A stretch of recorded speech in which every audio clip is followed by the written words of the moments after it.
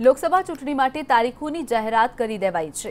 આ વખતે લોકસભા ચૂંટણી 7 તબક્કામાં થશે। 11 એપ્રિલ, 18 એપ્રિલ, 29 એપ્રિલ, 6 મે, 12 મે અને 19 મેના રોજ મતદાન થશે, જ્યારે મતગણતરી 23 મેના રોજ હાથ ધરવામાં આવશે।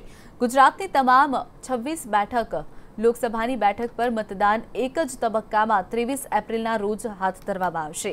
બીજી બાજુ હળવદના ધારાસભ્ય પરસોત્તમ સાબરિયા કોંગ્રેસમાંથી રાજીનામું આપ્યા બાદ આજે 1000 ટેકેદારોની સાથે ભાજપમાં જોડાશે।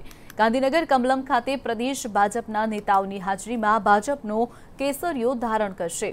પરસોત્તમ સાબરિયા ભાજપમાં જોડાવાથી આગામી લોકસભાની ચૂંટણીમાં ભાજપને ફાયદો થશે।